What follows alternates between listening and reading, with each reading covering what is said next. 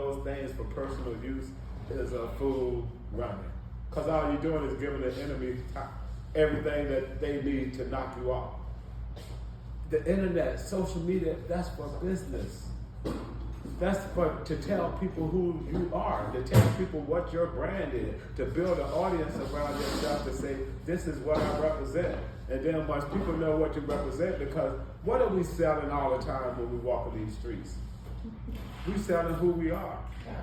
So if you go to a job and you ask somebody for a job, go to a job interview and ask for a job and try to sell yourself. And then you sell yourself on a lower frequency when you asking somebody to do something for you, to give me. So no, you say, I am. I am sells their self a whole lot different, right? You have confidence when you go in there. But the whole time, guys, you're selling yourself. You're branding yourself. You're telling people, if you're clowning on the internet or you're joking or you're smoking, whatever you're doing, you're telling the people this is who I am. And trust me, they're going to believe you. So then you spend your whole time trying to disprove yourself after you show them who you are for a whole year, you know what I'm saying, analysis.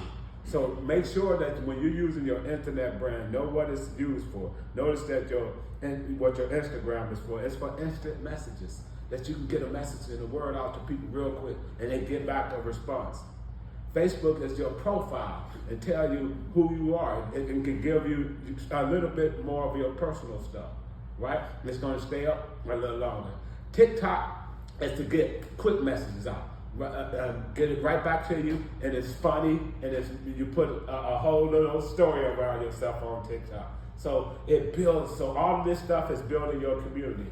Your community is your dollars. Your community is your network. So that's what you always got to remember. And then you got to remember, every head that you get in your seat is a soul.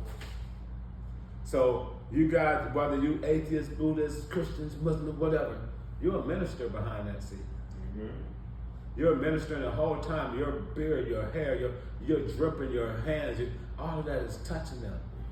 And whatever spirit that you're bringing into that moment is what they're leaving with. So when somebody come into that barbershop or that salon and they're upset or they're happy, you're going to lift them higher because your frequency should be operating here. How do you do that? You set the tone of your shop first. So when you get there in the morning, be the first one there. First thing I used to do is listen to inspirational music. I used to tell myself, you are a king. You're going to own stuff. You're going to be a great father. You're going to, all day. People used to say, that's all you listen to all day? I said, I listen to who I want to be. Mm. And I'm going to manifest. I couldn't see nothing more than what I was putting inside of me. So I wasn't going to put in bull crap and expect something great to come out. That's right.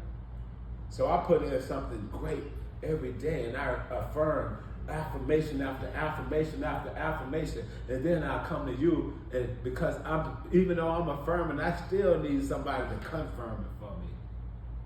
So I come to my loved one and say, confirm it, and that's how you grow bigger and bigger. That's how energies grow bigger.